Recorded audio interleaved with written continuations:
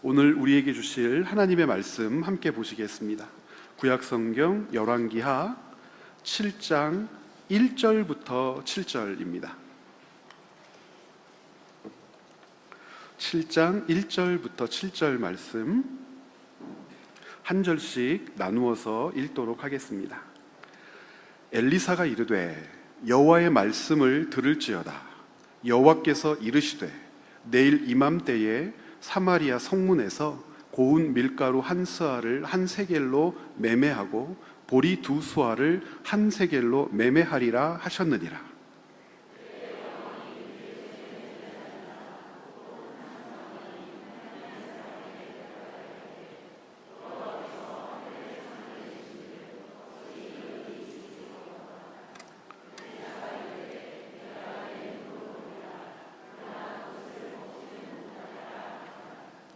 성문 어귀에 나병 환자 4사람이 있더니 그 친구에게 서로 말하되 우리가 어찌하여 여기 앉아서 죽기를 기다리랴.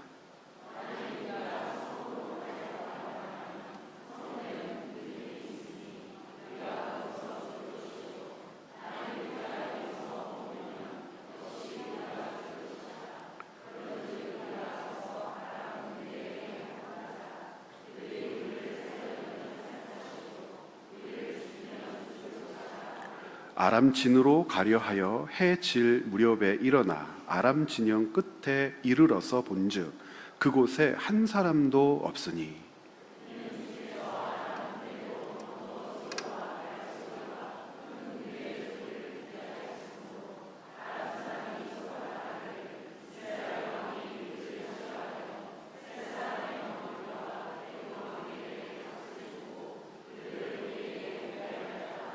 함께 읽겠습니다. 해질 무렵에 일어나서 도망하되 그 장막과 말고 나귀를 버리고 진영을 그대로 두고 목숨을 위하여 도망하였음이라. 아멘. 우리 드려진 헌금 위에서 함께 기도하겠습니다. 살아계신 아버지 하나님, 오늘 주님 앞에 드린 헌금에 가슴 아프고 힘든 그 삶이 녹여진 헌금 없기를 참 소원합니다. 명절이 되면 풍성해야 하고 풍요로워야 하는데 수고하고 땀 흘렸지만 그 대가를 다 받지 못한 성도들 혹시 없습니까? 보너스도 받아야 하고 명절 셀 용돈도 받고 드려야 하는데 그것마저 부담스러워서 힘든 마음으로 지금 이 날들을 보내고 있는 성도들은 없습니까?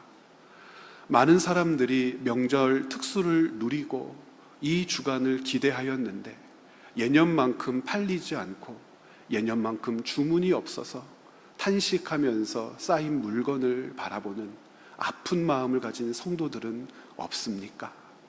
하나님, 한 사람 한 사람 삶을 아시오니 주님 긍휼히 여겨 주시옵소서.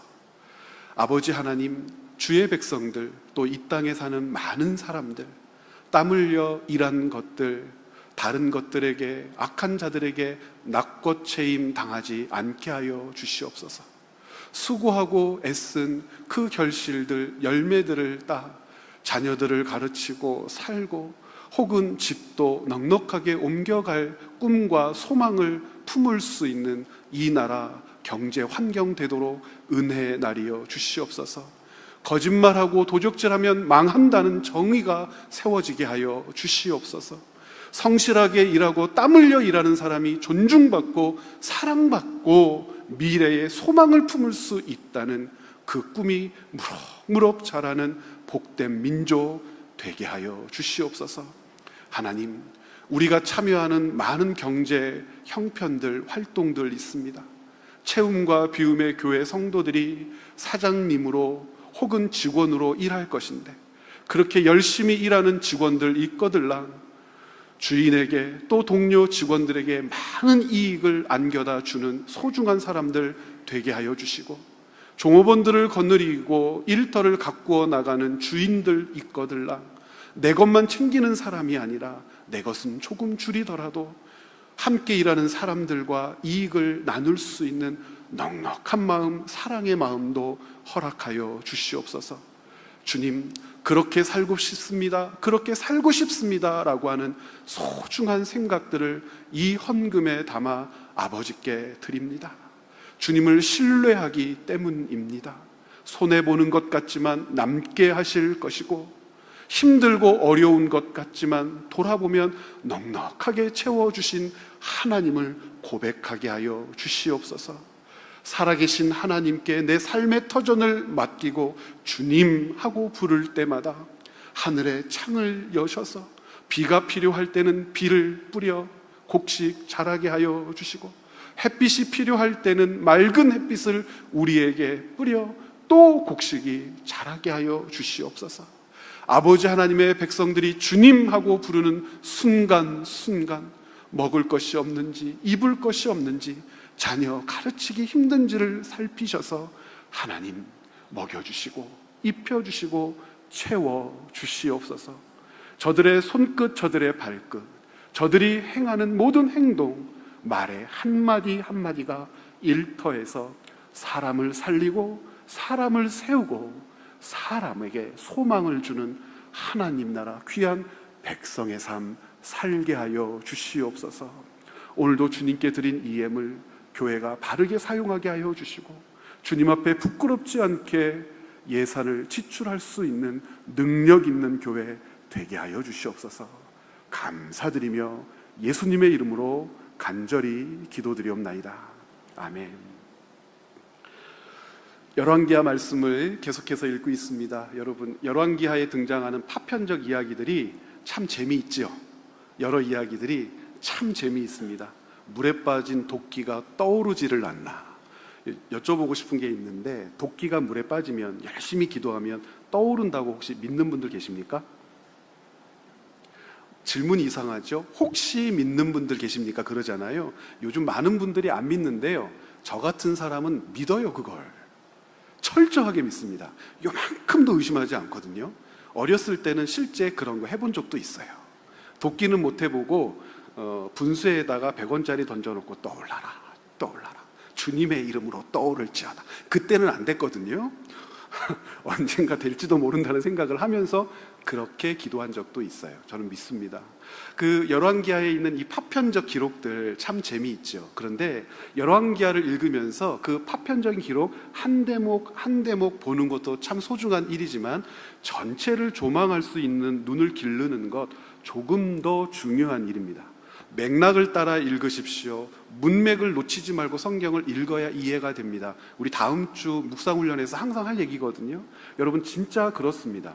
열왕기하를 한번 생각해 보면 크게 세 부분 정도로 나누어서 읽을 수가 있는데, 혹시 생각해 보셨나요? 25장까지 있잖아요. 1장부터 13장까지를 첫 번째 단락으로 나눌 수 있고, 14장부터 시작해서 16장까지를 두 번째 단락, 혹은 17장까지를 두 번째 단락으로 나눌 수 있고, 18장부터 시작해서 25장까지를 세 번째 단락으로 나누어서 읽을 수가 있습니다. 첫 번째 단락은 왜 첫 번째 단락으로 나누냐면, 엘리야로부터 시작된 선지자들의 사역이 엘리사를 통하여 마감되게 되는데, 엘리사의 죽음을 기록하고 있는 장이 13장이기 때문에 엘리사의 그 역동적인 사역과 마감을 한 단락으로 읽자 이렇게 제안을 하기 때문에 13장까지를 첫 번째 단락. 그 엘리사가 죽고 난 이후에 북이스라엘은 어떻게 되었을까? 남유다는 어떻게 되었을까? 이 선지자가 죽고 난 후에 이 북이스라엘 땅이 급속도로 영적으로 무너져가는 장면, 결국에는 722년 아수르 제국에 의하여 패망하는 장면이 이 17장까지 기록되어 있기 때문에 이 두 번째 단락을 북이스라엘의 멸망까지로 끊어서 읽어보자 이렇게 또 생각하고요. 세 번째는 북이스라엘이 멸망했으면 유다가 남아있겠죠. 남유다는 그러면 어떤 행보를 보였을까? 북이스라엘의 멸망을 보고 깨달았을까? 북이스라엘의 멸망을 보고 돌이켰을까? 하나님께서 기뻐하시는 민족으로 자리매김되었을까? 시도는 일어나지요. 히스기야 이후로 시도들이 일어나지만 아무 소용 없었구나. 북이스라엘이 멸망한 것처럼 남유다도 이제 바벨론에 의하여 멸망합니다. 우리가 예레미야를 통해서 확인한 것처럼. 그런데 열왕기하는 재미있는 것이 남유다의 멸망으로 그 역사를 끝내지 않고 멸망 이후에 조금의 역사를 더 기록해 놓았는데, 요시야의 아들 중 손자 중 하나였던 여호야긴, 그 여호야긴이 포로로 잡혀가죠. 그리고 그 여호야긴이 포로에서, 바벨론 포로에서 석방되는 장면까지를 기록해 놓았습니다. 그래서 우리는 열왕기하가 포로로 잡혀갔던 사람들이 자신들의 역사를 되짚어 보면서 남겨놓은 기록이라고 부르자고 했던 겁니다. 이렇게 열왕기하는 크게 세 대목으로 나누어서 읽을 수 있고, 오늘 우리가 본문으로 읽은 이 7장의 장면은 이 엘리사의 역동적인 사역의 중심을 이루고 있는 아주 소중한 장면입니다. 이 13장까지를 읽으면서 많은 사람들은 이런 제안을 해요. 전체 책 이름을 왕들의 이야기라고 붙여 놓았지만 왕들의 이야기라고 하지 말고 이 앞대목은 따로 떼어서 우리 엘리사 행전이라고 부르면 어떨까? 그러니까 이렇게 제안하는 이유가 뭐냐면 이 엘리사가 차지하고 있는 비중이 아주 막강하기 때문에 그렇습니다. 재미있는 것이, 여러분들 혹시 발견하셨을지 모르겠는데 3장 이후로 4장, 5장, 6장, 7장까지를 읽으면서 이상한 것 하나를 발견하셔야 되거든요. 조금 의아스러운 것, 무엇 같으세요? 여러 가지가 있어요. 파편적인 이야기들이 막 뒤섞여 있잖아요. 역사도 섞여 있거든요. 이게 순서대로 기록된 것이 아니라 역사들이 서로 섞여 있습니다. 그런데 이 이야기들 보면서 한 가지를 발견하셔야 돼요. 어떤 거냐면 왕들은 있는데, 왕은 있는데 왕의 이름이 사라져 버려요. 3장까지 모압이라고 하는 나라에 대항하기 위해서 삼국이 동맹을 맺잖아요. 남유다, 북이스라엘, 에돔까지 동맹을 맺고 남유다와 북이스라엘의 왕들의 이름을 적시해 놓거든요. 여호사밧, 여호람 이렇게 적시를 해놓는데, 이때가 끝나고 나면 그 다음부터는 왕들의 이름을 부르지를 않습니다. 7장까지요. 의도적이죠. 이유는 무엇이냐면 왕이 있거든요. 통치를 펼쳐가고 있어요. 왕들이 가진 권한이 줄어들거나 왕들이 무시해도 좋을 만큼 그런 존재로 전락하지 않았거든요. 오므리 왕조가 북이스라엘을 지배하고 있고, 이 오므리 왕조의 아들들이 계속해서 왕위를 물려받고 있어요. 그런데 열왕기의 역사를 기록하는 이 사람은, 특별히 엘리사가 등장하는 중심 내용 안에서는 왕들의 이름을 지워버려요. 사람들로 하여금 그 왕을 기억하지도 못하게 해요. 누군지도 감춰버려요. 그런데 누군지 감춘다고 모르나요? 오므리 왕조 안에서 엘리사가 활동할 때에 북아람 쪽의 베나닷이나 하사엘이라고 하는 임금이 시리아의 왕이었을 때 남유다의 혹은 북이스라엘의 왕은 뻔하거든요. 그런데도 부르지를 않고 왕이 들었다, 왕이 말했다, 왕에게 나아갔다, 왕이 이렇게 했다 할 뿐 왕의 이름은 부르지를 않는단 말입니다. 그래서 사람들은 이 장을, 이 단락을 엘리사 행전이라고 부른단 말입니다. 그러면 오늘 내용은 무엇입니까? 북쪽의 벤하닷이라고 하는 이 걸출한 왕이 북이스라엘을 침략했어요. 북이스라엘의 수도는 사마리아죠. 이 사마리아 성을 포위해 버립니다. 사마리아 성을 포위하자 어떻게 돼요? 밖으로부터 식량을 공급하지 못했던 성 안에 있는 사람들이 굶주리게 됩니다. 먹지 못할 것들을 거래하면서 엄청난 값을 지불하고 그것이라도 먹겠다고 아우성이에요.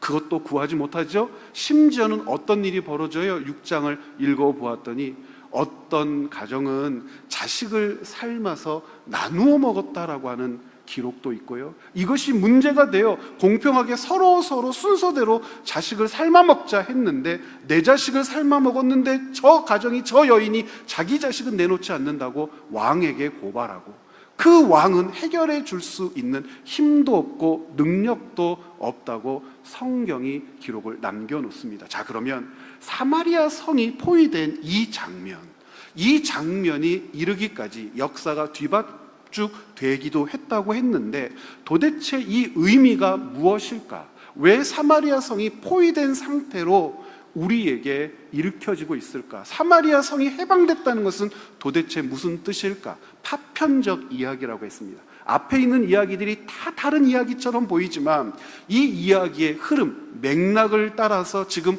사마리아 성이 포위되었다라고 하는 사실을 읽으면 이 안에는 하나님께서 저와 여러분, 우리 모두에게 가르치고자 하는 하나님의 음성, 메시지가 있습니다. 그러면 이 앞에 있는 이야기들로부터 시작해서 사마리아 성까지를 살펴보아야겠죠. 4장부터 살펴보아야겠지만 우리가 지난 주일날 살펴보았으니까 여러분들이 다 기억하고 계신다고 생각하면서 어디서부터 보았으면 좋겠냐면, 조금 전에 이야기했던 물에 빠진 도끼 사건이에요. 이 물에 빠진 도끼 사건을 이야기하면서 굳이 이 도끼를 도끼라고 부르지 않고 뭐라고 부르고 있어요? 쇠도끼 그러잖아요. 쇠도끼. 야, 신기한 일이네. 쇠도끼가 물에 빠졌는데 나뭇가지를 던져 놓았더니 쇠도끼가 두둥실하고 또 올랐네. 중력을 무시하는 일이 발생했네. 야, 신기하다. 이것 가르쳐 주려고 그 사건을 기록하게 하셨을까? 여러분, 그렇지 않아요. 한 가지만 한번 생각해 보시죠. 철기 시대가 언제부터 열렸을까? 언제부터 철기 문화라고 부르죠? 우리는 오죽하면 청동기 시대, 석기 시대, 철기 시대, 도구가 바뀔 때마다 시대라고 하는 이름을 붙이잖아요. 청동기에서 철기의 문화로 바뀌었다는 것은 어떤 의미가 있을까요? 아마 주전 1200년경 철기 시대가 열렸던 것으로 보이는데, 바로 이 시대에, 지금 철기 시대가 열리고 조금 지난 이 시대에 쇠도끼는 어떤 의미가 있었을까요? 여러분, 시대가 바뀌었다는 것은 여러 가지 것들을 생각하게 하는 것이잖아요. 철광석을 캐내가지고 그거에서 엄청난 열을 가해서 쇳물을 뽑아내는 것. 단순하게 어떤 도구가 바뀌었다는 게 아니라 뭐가 생겼다는 거예요? 재련 기술이 생겼다는 거죠. 철광석을 알아보는 눈도 생겼다는 것이고, 그것을 어떻게 하면 재련할 수 있는지 지혜도 생겼다는 거죠. 조금만 생각해 보면 이게 어마어마한 일인 줄 알 수 있어요. 철광석에 불을 가해서 그 불을 떼어가지고 쇳물을 뽑아낼 때 몇 도 정도의 열이 필요하다고 그래요? 제철소에서 근무하시는 분들 있습니까? 최소한 1000도부터는 시작하는 거잖아요. 1000도. 여러분, 3000년 전에 어떠한 재료를 불쏘시개로 사용해야 1000도까지 온도가 올라갈까요? 어떻게 하면 1000도까지 올라갈까요? 1000도까지 올라가게 하는 불쏘시개 재료는 뭐가 있을까요? 광물 중에 뭐가 있을까요? 뭐를 갖다가 열심히 떼면 1000도에서 2000도 막 올라가서 그 철광석을 갖다가 녹여서 쇳물을 뽑아낼까요? 그럴 만한 기술이 생겼다는 거잖아요. 자, 그러면 철기시대 초반에 이 철기라고 하는 것, 쇠도끼는 임업이나 농업 용도로 사람들이 사용했을까요? 이것으로 농사 지을 때 쓰고 이것으로 나무 패는 데 사용하자고 이 쇳물을 뽑아다가 쇠도끼를 만들었을까요? 아니지 않습니까? 무기가 생긴 거지요. 어떤 문화가 바뀌었다라고 하는 것의 중심에는 살상 무기가 있거든요. 어떻게 하면 사람들을 많이 죽일 수 있고 힘있게 죽일 수 있을까로 시대를 구분하잖아요. 청동칼을 가지고 있는 부족과 강철칼을 가지고 있는 부족이 맞닥뜨려서 싸우면 상대가 안 되죠. 청동검은 이 강철칼로 한 번만 두드려 패면 다 부러져 버리잖아요.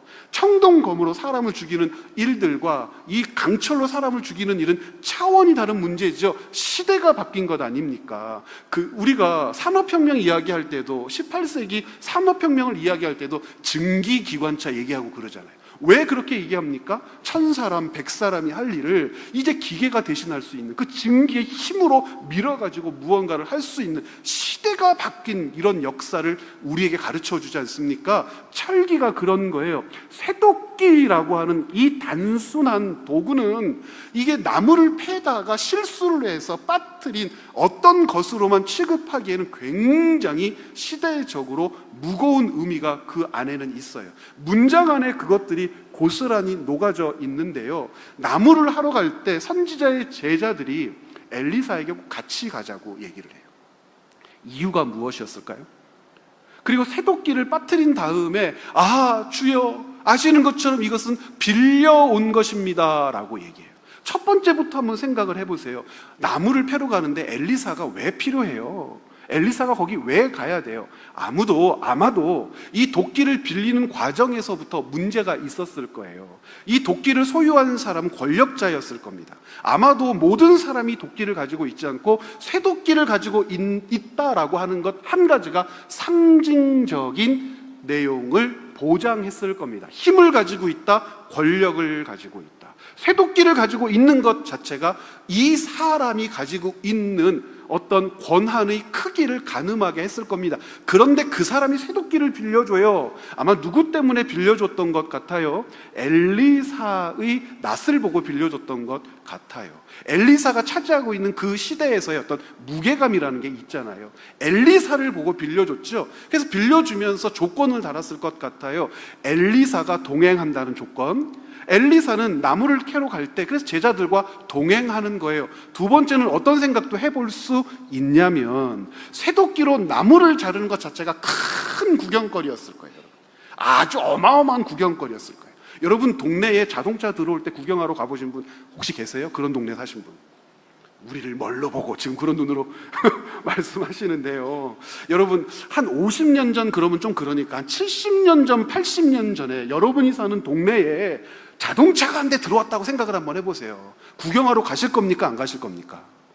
구경하러 가지요. 이게 얼마나 신기한 일인데요. 이따만한 차가 쇠덩어리가 굴러가는 모습을 보면서 얼마나 신기하겠습니까? 놀라운 일 아니겠습니까? 쇠도끼로 나무를 팬다고?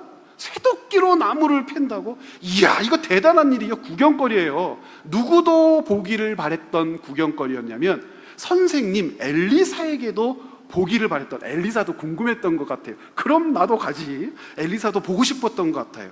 야, 다른 것들로 나무를 패는 것과 쇠도끼로 나무를 패는 건 어떻게 다른지 나도 좀 보자. 그러다가 이 도끼가 물에 퐁 빠져버린 거죠. 엘리사 선생님, 이것은 빌려온 것입니다. 이건 약한 번역이에요. 좀 더 분명하게 번역하려면 어떻게 했으면 좋겠냐면 간청해서 빌려온 겁니다. 선생님 이름을 팔아서 빌려온 겁니다. 선생님이 계셨기 때문에 빌려온 겁니다. 이거 어떻게 합니까? 책임져 주십시오. 엘리사가 그걸 어떻게 책임집니까? 그런데 중요한 게 요단강에 빠졌다라고 하는 것, 물에 빠졌다라고 하는 것이 굉장히 상징적인 내용입니다. 이 당시에 큰 힘, 권력, 그것에 하나의 집대성된 물건을 쇠도끼라고 한다면 그 쇠도끼를 물이 삼켜버린 거예요. 그런데 이 북이스라엘이라고 하는 사회, 특별히 엘리사가 활동했던 사회가 어떤 특징을 가지고 있는지 생각해 본다면 도끼가 물에 빠졌다라고 하는 것에 대한 생각을 조금 더 확장해 볼 수가 있어요. 이 시대에는 바알과 아세라를 사람들이 하나님처럼 섬겼잖아요. 아주 극진히 섬겼잖아요. 바알 제의를 하나님께 드리는 제사의 수준에서 혹은 하나님께 드리는 제사보다 더 성대하게 치렀던 사람들이 이 북이스라엘 사람들이었고, 가장 이것이 강력하게 작용되었을 때가 오므리 왕조 때였을 거다 사람들이 이렇게 추정해요. 오므리 왕조의 여호람 같은 왕은 조금 하나님께 친근히 하나님께 가까이 간 왕이라 했더라도 이 아합과 이세벨이 뿌려놓은 이 바알과 아세라 제의는 이 북이스라엘을 점령하고 있었어요. 그런데 이 바알이라고 하는 신이 참 독특하고 특별한 신이에요. 농경신이잖아요. 농경신임에도 불구하고 이 당시의 사람들은 바알을 신 중에 신이라고 믿었어요. 그 신 중에 신이라고 믿으면서 그 권위를 부여하되 이유가 있었어요. 어떻게 바알이 신 중에 신이 됐냐면, 농사를 지으려면 물이 필요하잖아요. 물. 그런데 물이 내리지 않으면 바알이 농경신이라 하더라도 물을 어디서 가지고 올 거예요? 그럼 뭐를 지배하고 다스려야 돼요? 물을 지배하고 다스려야 되니까 모든 호수와 모든 강물의 신들을 물리치고 신이 되었다 생각해요. 그러니까 이 농사를 잘 되게 하는 농경신인 바알은 먼저 호수와 강의 신들을 점령하고 그것들을 부여잡고 신이 되었으니까 신 중에 신이 되었단 말입니다. 그러면 도끼가 빠졌다면 이 당시 사람들은 누구에게 가서 빌어야 됩니까? 바알에게 가서 빌어야죠. 바알에게 빌 때 바알이 빠진 도끼가 둥실 떠오르도록 할 수 있어라고 믿으면서 빌었던 사람들 얼마나 있을까요? 지금 하나님께서 이스라엘 백성들, 특별히 선지자의 제자들에게 보여주시며 이것을 맥락, 문맥 안에 묶어 우리에게 읽게 하신 이유가 있고, 그들에게도 읽게 하신 이유가 있고, 바벨론의 포로로 잡혀가 있는 그들에게도 읽게 하신 이유가 있죠. 너희는 바알을 섬기고 아세라를 섬기면서 신 중에 신이라고 떠받들며 그에게 예배하고 제사하며 머리를 조아렸지만 그것이 너희들을 위하여 할 수 있는 일은 없다. 헛짓한 거야.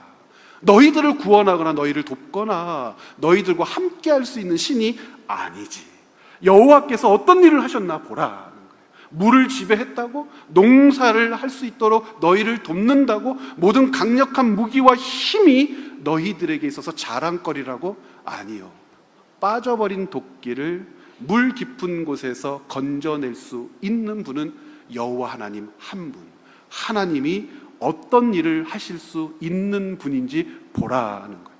그 이후에 두 번째 사건이 또 재미있어요. 어떤 일들이 벌어집니까? 엘리사가 아람, 다메섹, 수리아 같이요? 아람, 다메섹, 수리아는 민족 단위 혹은 어떤 나라 단위를 부르지만 같은 지역을 이야기하는 겁니다. 아람 왕에게, 아람 군대에게 엘리사는 골칫거리였어요. 영토를 좀 넓혀보려고 남진 정책을 피면 엘리사가 다 알아. 언제 쳐들어올지 다 알아가지고 군대를 보내가지고 먼저 막고요. 그리고 포위하고 있다가 그냥 기습해가지고 막고요.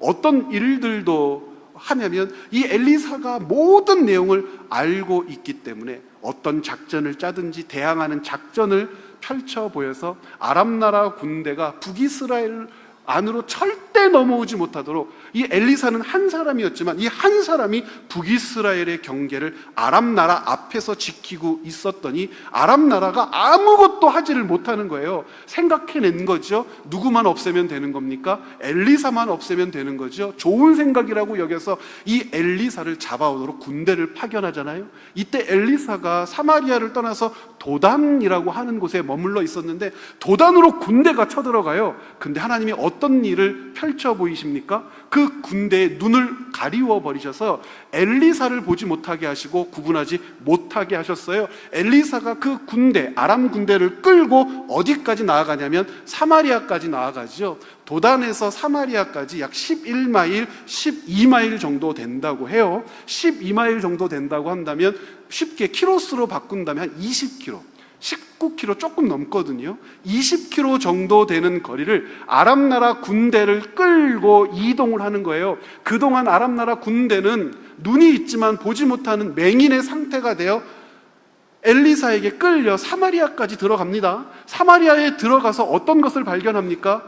보게 되니, 눈 떠보니 군대들이 자기들을 갖다 둘러싸고 있고 사마리아 성 중앙에 갇힌 쥐꼴이 되어버렸어요. 벌벌벌 떨고 있죠. 이 장면을 보면서 이름 없는 왕, 아마 여호람이었을 것 같은데 누군지 단정하기는 어려워요. 이 이름 없는 왕이 신났습니다. 지금 뭐라고 얘기하냐면 이 이름 없는 왕이 하는 고백 같이 한번 볼까요? 열왕기하 6장 21절 말씀 같이 한번 읽어봅니다. 함께 읽어요. 이스라엘 왕이 그들을 보고 엘리사에게 이르되 내 아버지여 내가 치리이까? 내가 치리이까? 그래요.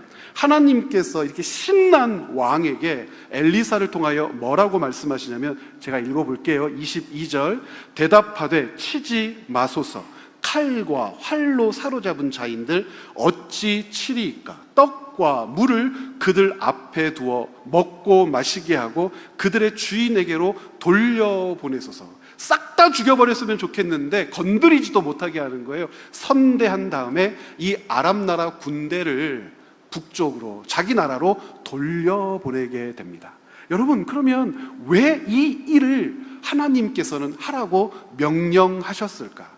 하나하나마다 이야기가 꿰어지는 동안에 그 이유를 분명하게 알 수 있어요. 가르쳐야 했기 때문이에요. 둘을 다 가르쳐야 했기 때문이에요. 북이스라엘도 가르쳐야 했지만 아람 나라도 가르쳐야 했기 때문이에요. 열왕기하를 읽는 동안에 하나님의 통치의 권위가 아람 나라를 비롯한 온 세상에 미치고 있다는 사실을 가르쳐 주시잖아요. 하나님은 아세요. 아람 나라의 하사엘이 폐위되고 죽고 다 어떤 왕이 될 것인지, 베나닷을 어떻게 할 것인지, 어떤 왕들이 차례례로 나타나고 등극하게 될 것인지 하나님은 다 아세요. 하나님께서 통치하세요. 그래서 하나님께서는 아람 나라에도 가르치셔야 했던 이유가 있어요. 아람 나라뿐만 아니라 북이스라엘로 가르쳐야 했어요. 북이스라엘의 왕에게는 무엇을 가르치게 하셨을까요? 엘리사의 이야기에서 분명히 알 수 있는 것, 싸워서 잡은 사람들 아니잖아요. 싸워서 잡은 사람들인들 당신이 힘을 내서 전쟁에서 잡은 포로들 아닌데 당신에게 죽일 자격이 있겠습니까? 내버려 두십시오. 당신에게 속한 전쟁 아니고, 당신에게 맡긴 전쟁 아니고, 당신이 진행해서 이긴 전쟁 아닙니다. 아람 나라 군대에게는 분명하게 가르치죠. 그 옛날 나아만 때부터요. 생명의 주권이 누구에게 있는지. 여기에 왕의 이름이 등장하지 않고 엘리사의 말에 순종하는 왕의 모습이 등장하는 것을 보고 아람 나라 군대는 깨달아야 하죠. 이 모든 일들 중에 자기들을 보호하고 생명을 주고 생명을 보존하도록 허락할 수 있는 존재는 인간 왕이 아니라 그들의 하나님 여호와라고 하는 것을 이 장면을 통하여 확인하게 되고 배우게 되고 알게 되는 것이죠.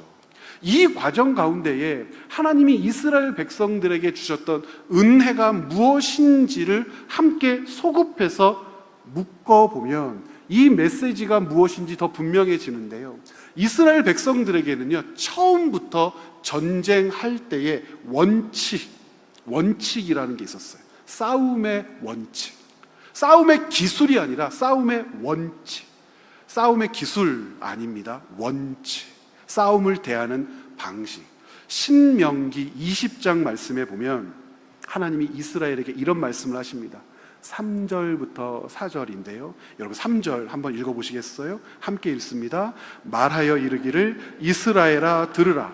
너희가 오늘 너희의 대적과 싸우려고 나아왔으니 마음에 겁내지 말며 두려워하지 말며 떨지 말며 그들로 말미암아 놀라지 말라. 4가지 원칙을 말씀하시죠. 1번 무엇입니까?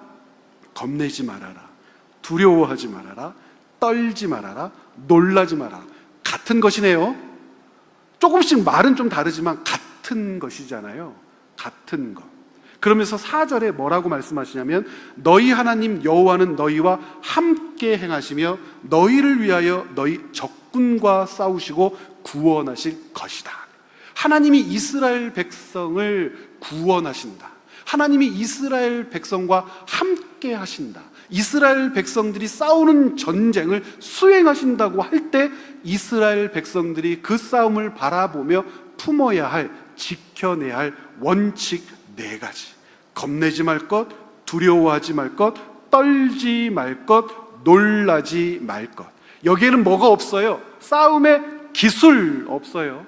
동원해야 할 무기 없어요. 얼마나 많은 군량미를 확보하고 있느냐 없어요. 어떤 군대를 조직적으로 운영하고 있느냐 없어요. 율곡 2에 10만 양병설 이런 거 없어요. 너희가 얼마나 많은 군대를 미리 잘 준비해야 되는지, 군대를 준비하되 식량도 있어야 되고 창고는 어떻게 지어야 되고 무기는 어떻게 준비하고 훈련은 어떻게 시켜야 되는지 싸움의 기술을 말씀하시지 않고 어떤 전쟁을 도우시겠다, 함께 하시겠다, 구원하시겠다 할 때에는 놀라지 말아라, 두려워하지 말아라, 겁내지 말아라, 떨지 말아라 라고만 말해요.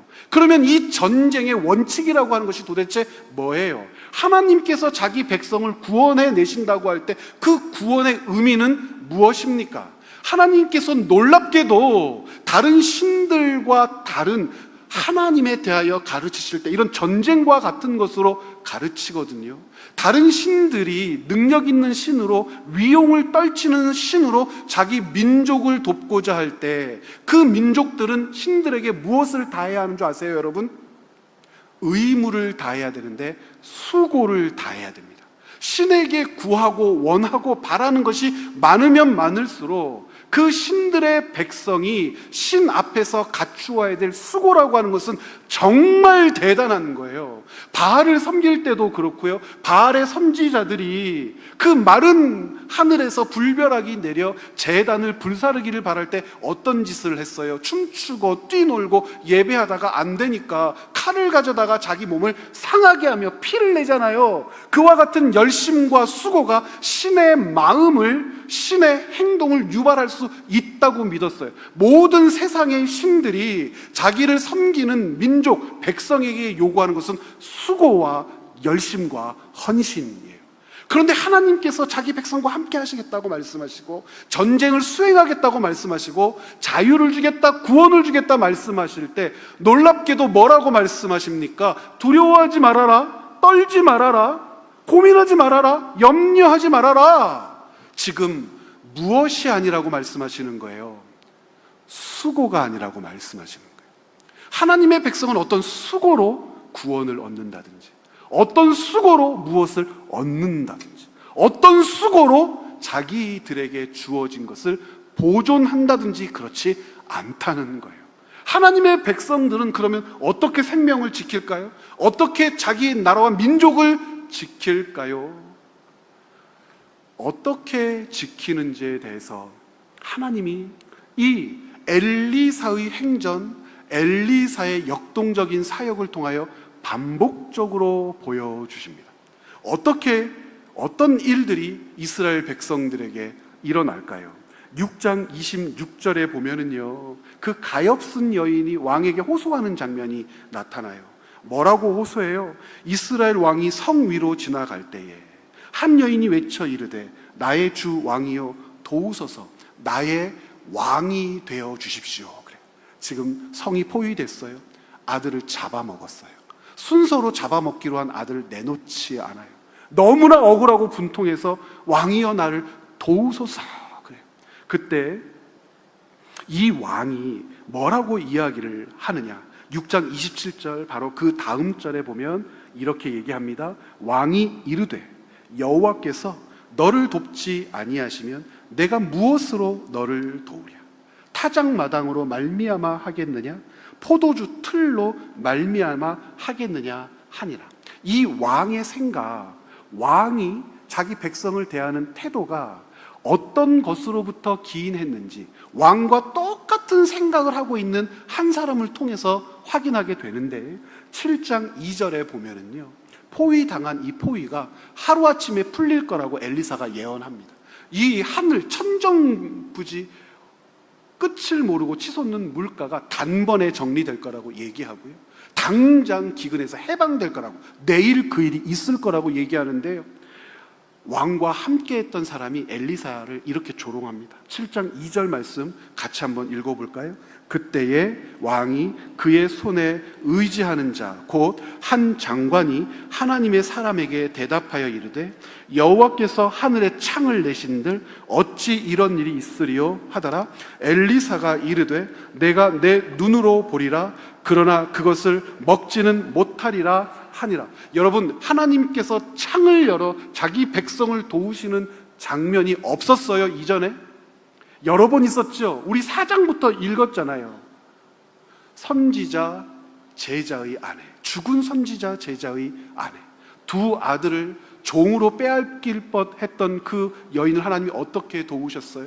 끊이지 않는 기름을 부으셔서 기름을 가득 그릇에 채워서 그것으로 빚을 갚게 하고 생활하게 하셨잖아요. 수냄 여자, 아들이 없는 수냄 여자에게 아들을 주시는 역사를 목격하게 했어요. 나아만 장군, 이 나아만 장군을 통해서 하나님께서 보여주고자 하셨던 것은 뭐예요? 이 세 가지 이야기가 같은 것을 이야기하고 있어요. 거꾸로 한번 살펴볼까요? 나아만 장군이요. 나아만 장군 이야기할 때 새벽 예배 해설에도 제가 말씀드렸지만, 나아만 장군의 그 스토리에서 발견되는 가치라고 하는 것은 뭐예요?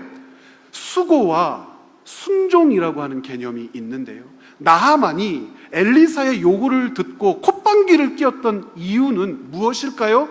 수고 때문이죠. 수고. 무슨 뜻이냐면 그가 알고 있었던 신, 그가 알고 있었던 어떤 질서에 의하면 많은 수고를 신에게 바치면 바칠수록 그것에 합당한 은혜를 입을 수 있다고 이 당시 사람들은 믿었어요. 사람들이 그 구절을 읽으면서 착각하는 게 하나가 있어요. 이 큰 장군을 조롱하는 거다. 요단강에 들어갔다 나왔다 들어갔다 나왔다 7번을 하라라고 하는 말이 굉장히 모욕적으로 느껴졌을 거다. 그게 아니고요, 나만이 생각할 때에 그게 힘이 없게 느껴지는 거예요. 아무도 고칠 수 없고 평생의 질병으로 앓고 있었던 이 나병, 이 악성 피부병, 죽을 것처럼 고통스러운 이 피부병을 나으려면 뭐라도 하나 해야 하지 않을까요? 예를 들어서 엘리사가 데리고 온 시종 중에서 한 놈의 머리를 잘라 하나님께 제사하라, 이러면 했을 거란 말이에요.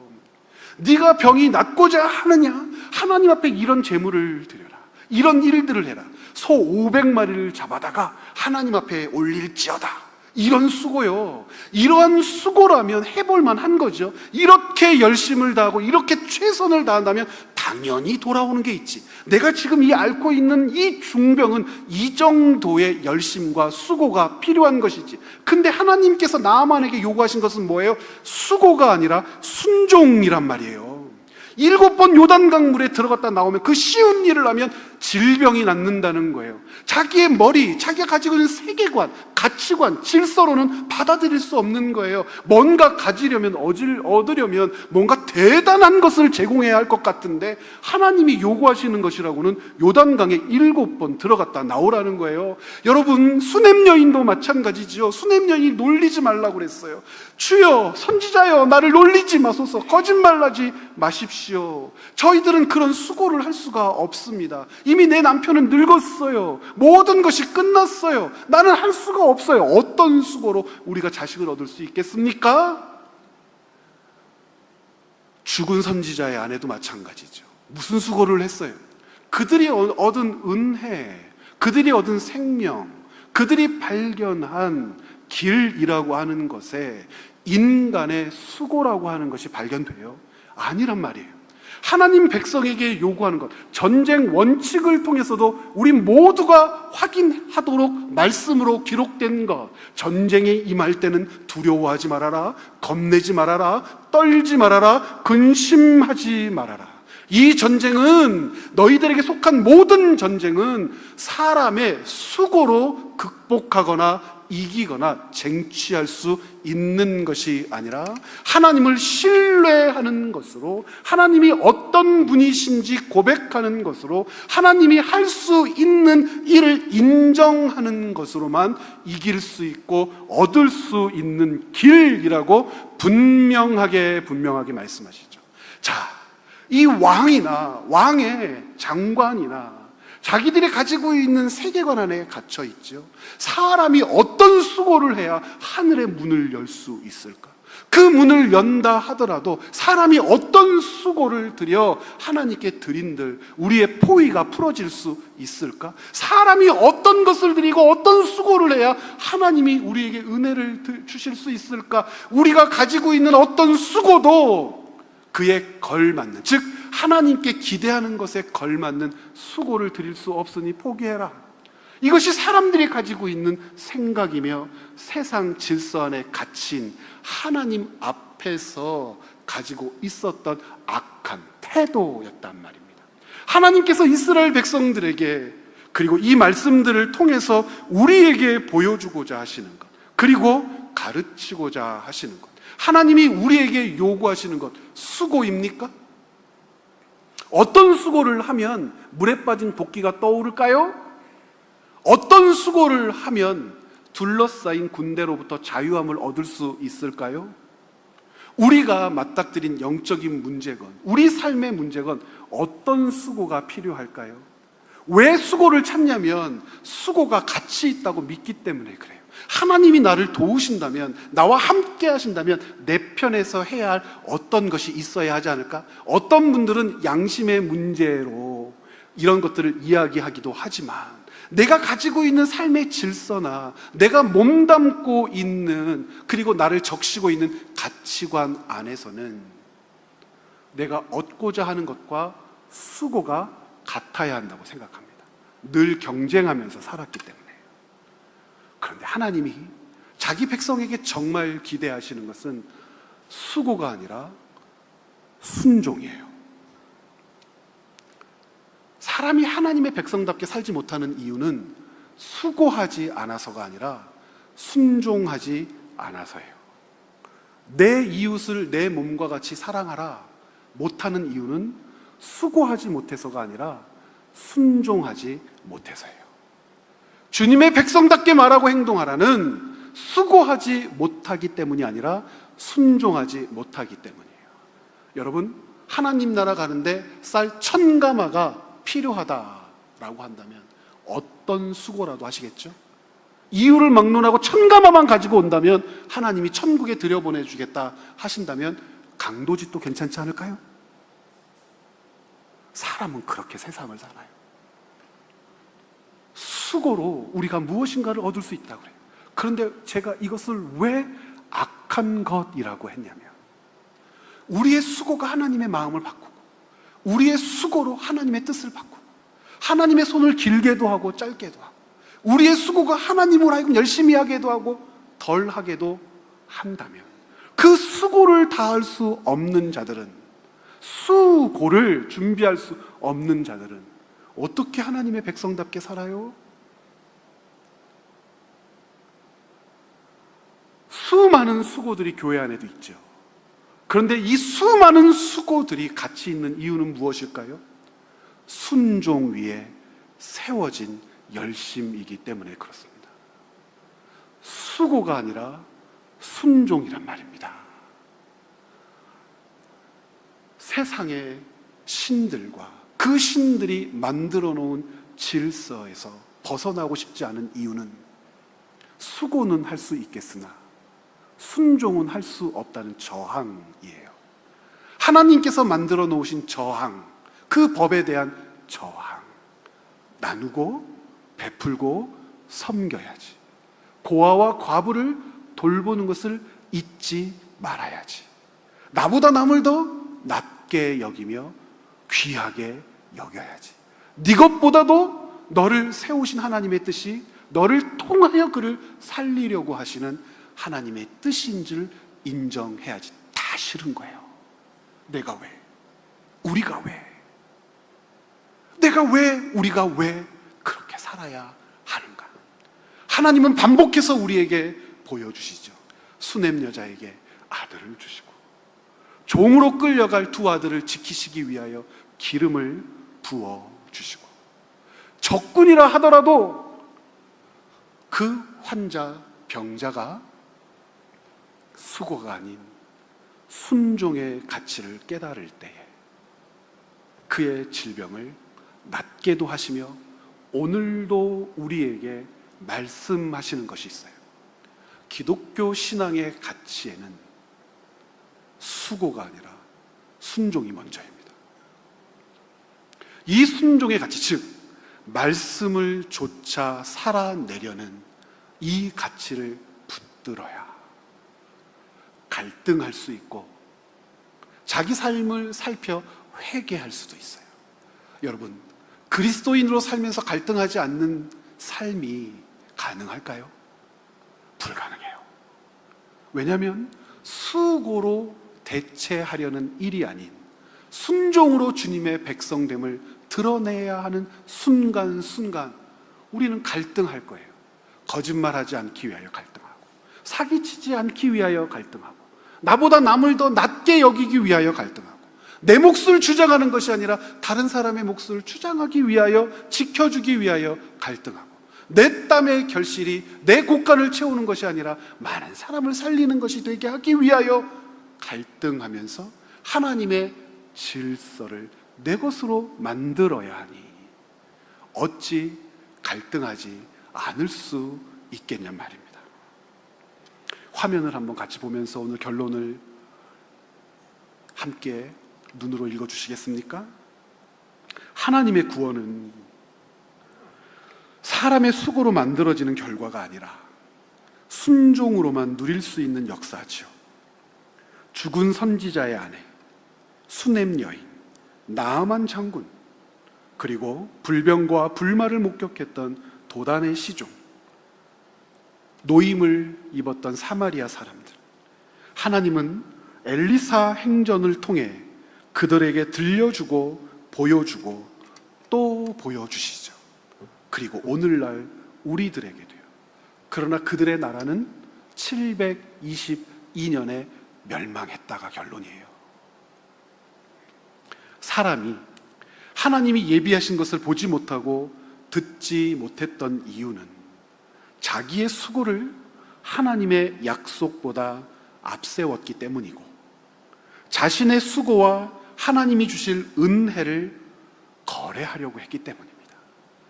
이것이 세상 질서며 세상의 종교예요.